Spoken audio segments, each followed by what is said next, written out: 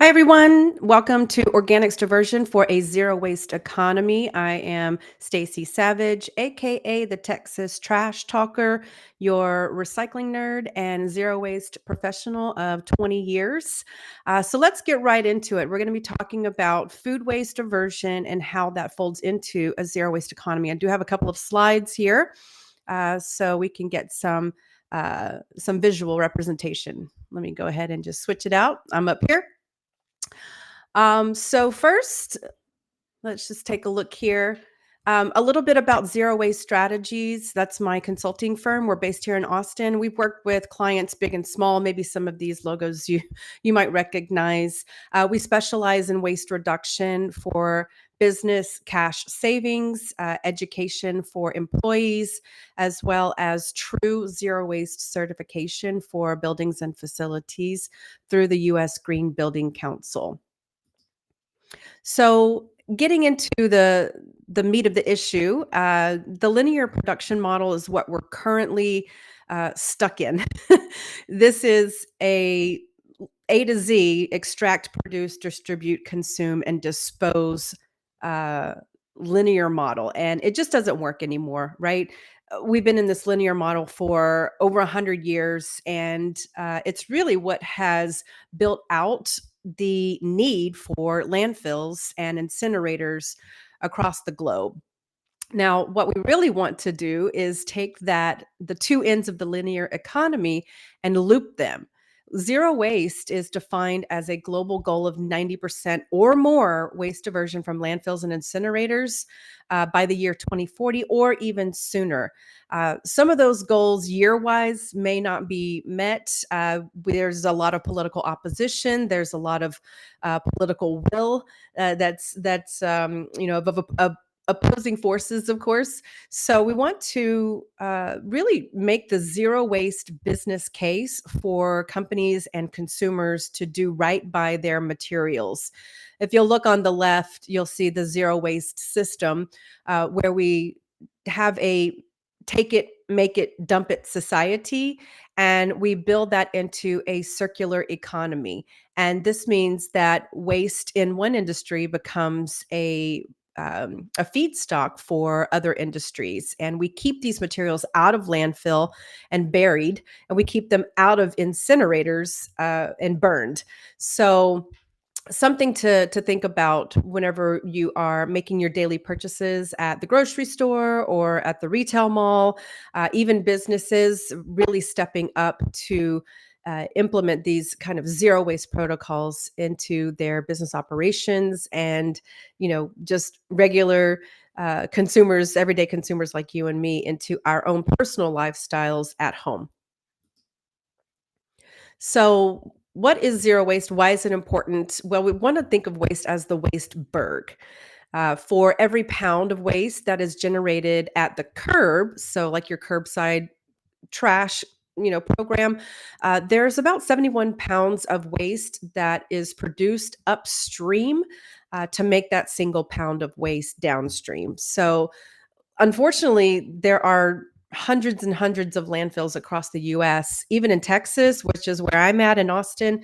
Texas wide, we have about 200 landfills and we take in trash from other states. So, landfills are one of the largest sources of greenhouse gases in the world. It's one of the top five. It's one of the reasons that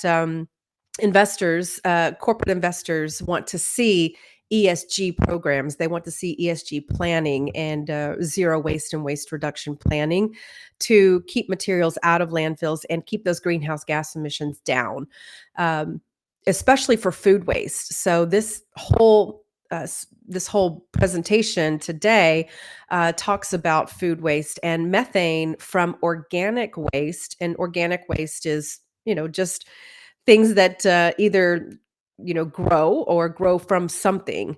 And we'll get into that in a minute, but organic waste is 21 to 72 times more potent than carbon dioxide.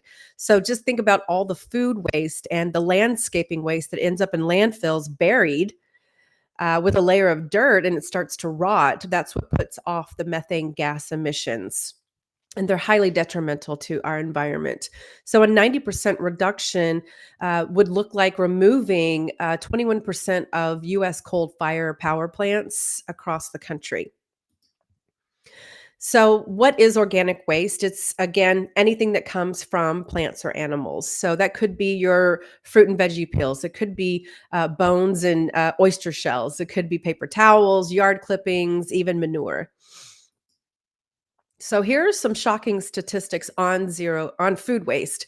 So the city of Austin back in 2015 did a citywide study that really dug into the waste stream. So not only trash, but recycling and food waste, and really found that about 37% of the entire waste stream that was studied was actually organic materials. And you can see in the chart here from the city of Austin, the national average is about 30 to 40% of the entire waste stream is that organic material, food waste, and other kind of organics.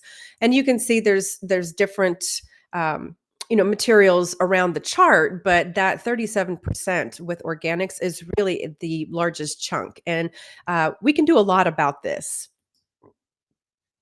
So, one thing to think about is the amount of food that's actually wasted in the US, just in the US, each day could fill the Rose Bowl Stadium. So, this represents about $165 billion each year in wasted food. And inside the 1.3 billion tons of food that is wasted every year worldwide, there are about 43 trillion gallons of water that goes into that. So 25% of our entire freshwater supply is used to produce food that is ultimately wasted.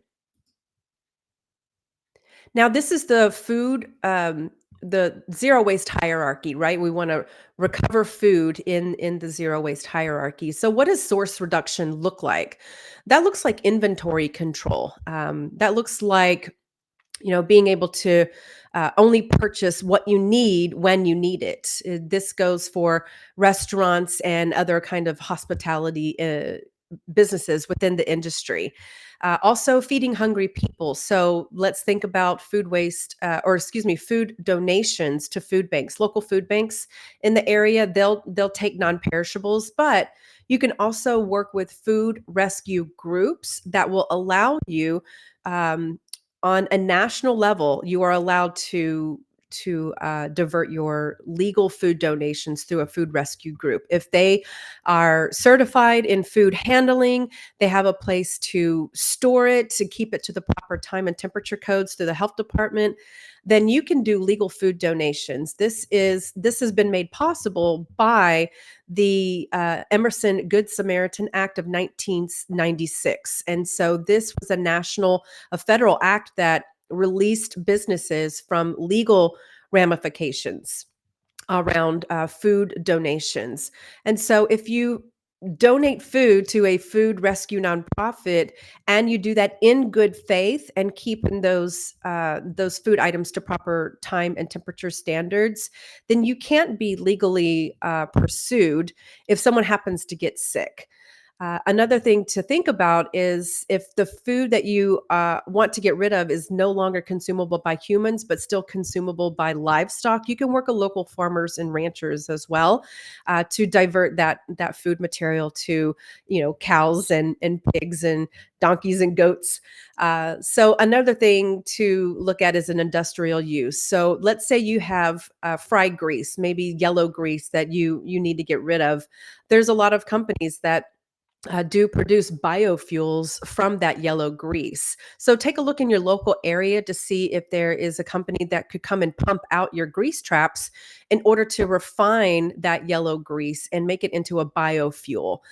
There's also, a lot of ways that the remnants from the biofuels can be used in cars and those diesel cars that are converted for biofuel use. It's actually a really cool thing to look into if that interests you. And then the last thing here before incineration and landfill is composting. So notice how we work higher and best uses of all these food materials. Composting is really the last ditch effort for a business business to be responsible with their wasted food.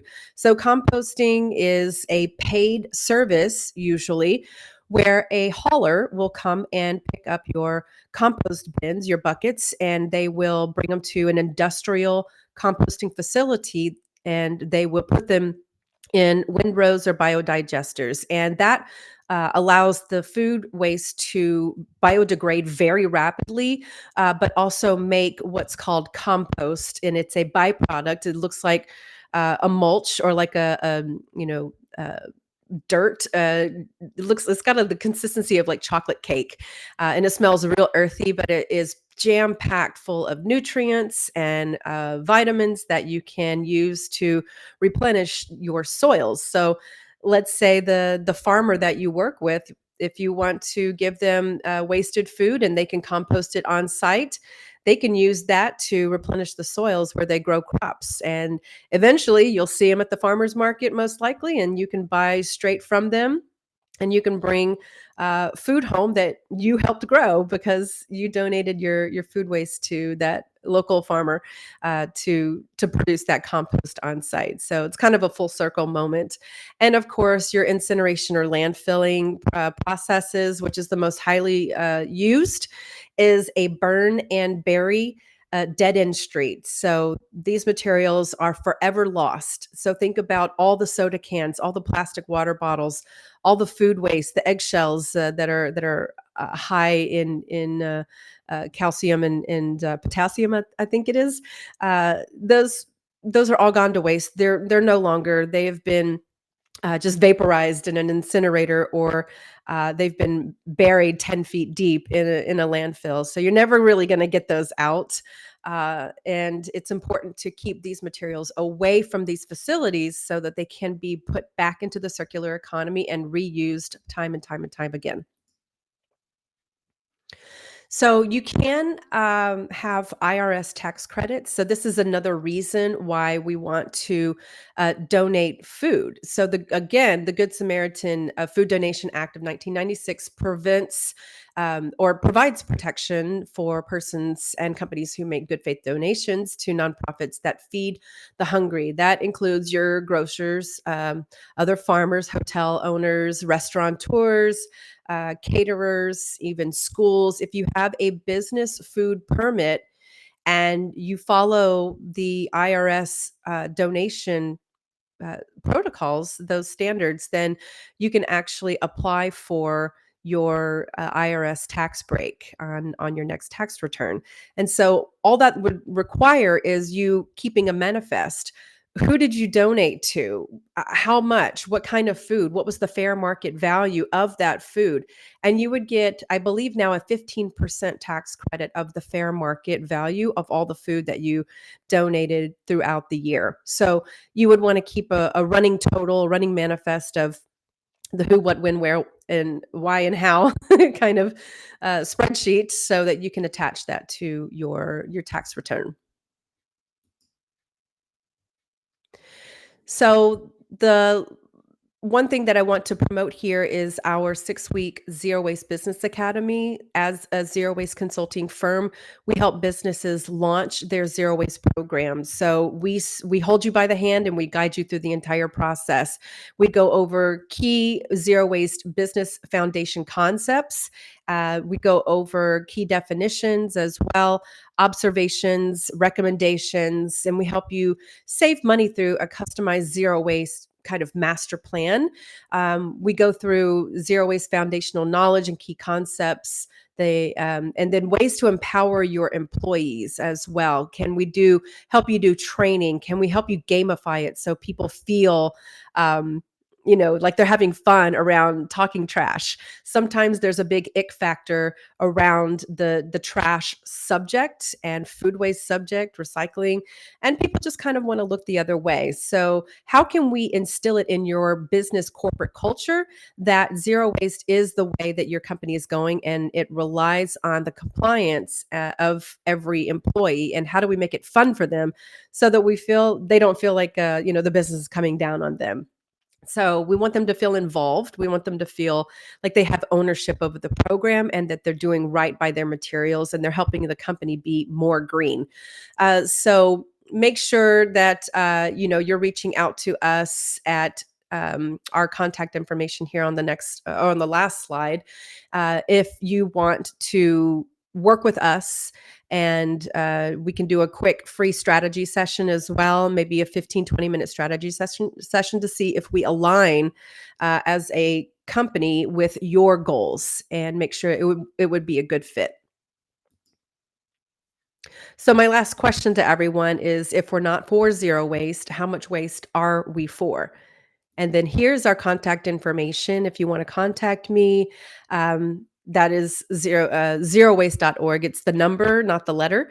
And then you've got our phone number down here. You can reach me on all the socials as well. We're more than happy to have a conversation with you to kind of kick off a discovery session to see if we would be a good fit. And if you have any questions about the, you know, strategies that we use, definitely give me a call or just let me know by email or on our socials here, and I'll be more than happy to answer those. But other than that, that's all for today. Thanks, y'all. Bye.